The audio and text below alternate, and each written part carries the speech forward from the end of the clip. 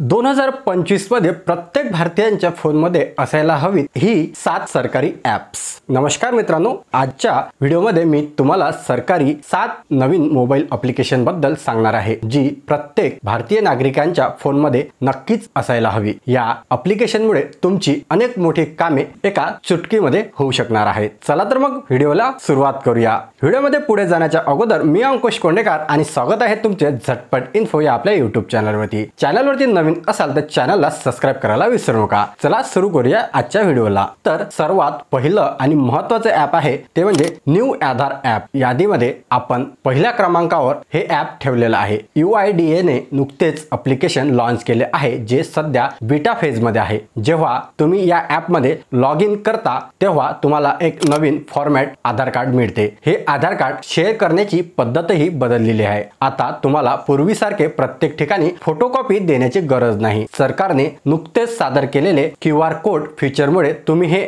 UPI payment प्रमाणेच तुमचे आधार card आता शेअर करू शकणार आहात। म्हणजे तुम्हाला फक्त QR कोड दाखवायचा आहे, पुढील व्यक्तीच्या मोबाईलने स्कॅन केल्यानंतर ते डायरेक्टली सर्व इन्फॉर्मेशन तिथे तुम्हाला दिसणार आहे। आता हे फीचर यामध्ये आलेले आहे। जर तुम्हाला कुठे ऑथेंटिकेशन करायचे असेल, जसे की हॉटेल्समध्ये राहताना, विमानतळावर प्रवेश करताना, परीक्षा केंद्रावर किंवा रेशन घेताना, तर तुम्हाला फक्त तिथे असलेला QR कोड स्कॅन करायचा आहे। तुमचे आधार कार्ड डिजिटल पद्धतीने शेअर होईल आणि तुम्हाला प्रत्यक्ष फोटोकॉपी देण्याची गरज इथे भासणार नाही। या ॲप मध्ये सिलेक्टिव्ह शेअर नावाचे एक ऑप्शन खास फीचर पाहायला मिळेल। म्हणजे तुम्ही आधार शेअर करताना कोणती माहिती शेअर करायची आणि कोणती माहिती शेअर करायची नाही हे निवडू शकणार आहात। उदाहरणार्थ तुम्हाला तुमचा पत्ता शेअर करायचा नसेल तर तुम्ही तिथे अनटिक करू शकता। हे ॲप सध्या प्ले स्टोर वरती उपलब्ध आहे। जरी ते बीटा फेज मध्ये असले तरी भविष्यात यात नाव, जन्मतारीख किंवा मोबाईल नंबर बदलण्यासारखी फीचर्सही येण्याची शक्यता आहे। त्यानंतरचं दुसरे ॲप म्हणजे माय स्कीम ॲप। सरकार अनेक योजना चालवते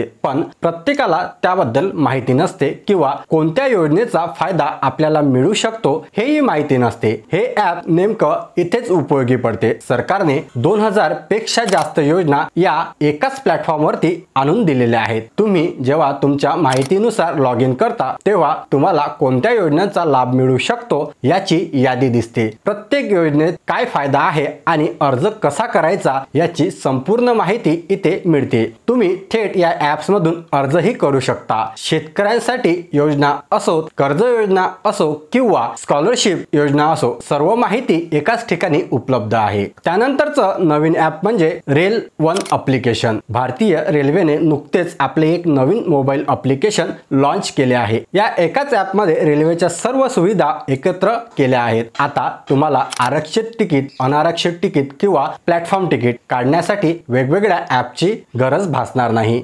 यासोबतच ट्रेनमध्ये लाईव्ह लोकेशन ट्रॅक करणे, तुमचा डब्बा, कोच ट्रेनमध्ये कुठे आहे हे पाहणे यासारखे सर्व कामे एकाच ॲप्स मध्ये होणार आहेत। त्यानंतरचं अतिशय महत्त्वाचं आणि खास असं ॲप म्हणजे ते आहे AIS ॲप। हे ॲप्लिकेशन तुमच्या पैशांचा हिशोब ठेवतो। यामध्ये तुम्ही तुमची गुंतवणूक, शेअर बाजारातून मिळालेला नफा, एका वर्षात क्रेडिट कार्डवर केलेला खर्च, बँकेतील शिल्लक आणि FD यांसारख्या सर्व आर्थिक माहिती तुम्ही या ॲप मध्ये पाहू शकता। बरेचदा लोकांना वाटते की सरकारला आपला आर्थिक व्यवहाराबद्दल काहीच कळत नाही, पण हे ॲप पाहिल्यावर तुम्हाला कळेल की सरकारकडे तुमच्याबद्दल बरीच माहिती आहे। जास्त क्रेडिट कार्ड वापरल्याने किंवा मोठे UPI व्यवहार केल्यामुळे आयकर विभागाची नोटीस आल्याची तुम्ही ऐकले असेल। जर तुम्ही हाय अलर्ट वर असाल तर हे ॲप तुम्हाला आधीच सूचना देईल आणि संभाव्य त्रासापासून वाचू शकाल। तर हे ॲप तुम्हाला अत्यंत महत्त्वपूर्ण आहे जे की टॅक्स पेयर आहे किंवा जास्तीत जास्त व्यवहार करतात त्यांच्याकरता। त्यानंतरचं ॲप म्हणजे DG यात्रा ॲप। विमानतळावर सुरक्षा तपासणीसाठी लागणाऱ्या लांब रांगा टाळायच्या असतील आणि VIP ट्रीटमेंट जर तुम्हाला हवी असेल तर हे ॲप तुमच्यासाठी खास आहे। या ॲप मध्ये तुम्ही आधार कार्ड द्वारे लॉग इन करून तुमचा बोर्डिंग पास स्कॅन करायचा आहे। त्यानंतर विमानतळावर तुम्हाला तुम्हाला डिजी यात्राचे खास गेट दिसतील, जिथे तुम्ही फक्त तुमचा चेहरा दाखवून प्रवेश करू शकता. तुम्हाला लांब रांगेत थांबण्याची गरज नाही, जेणेकरून तुम्ही त्रासापासून वाचू शकाल. त्यानंतरचं महत्त्वाचं ॲप म्हणजे संचार साथी ॲप. तुमचा मोबाईल फोन कधी हरवला तर या ॲपद्वारे तुम्ही तक्रार नोंदवू शकता. फोनचा IMEI नंबर ब्लॉक करू शकता. त्याचबरोबर तुमचा फोन चोरीला गेला तरी तो कोणी वापरू शकणार नाही. फोन परत मिळाल्यास तुम्ही तक्रार मागे देखील घेऊ शकता. याशिवाय तुमच्या नावावर किती सिम कार्ड चालू आहेत आणि त्यात काही बनावट सिम कार्ड आहे का हेही तुम्ही तपासू शकता. जर एखादे बनावट सिम कार्ड आढळले तर तुम्ही ते याच ॲप मधून बंद करू शकता.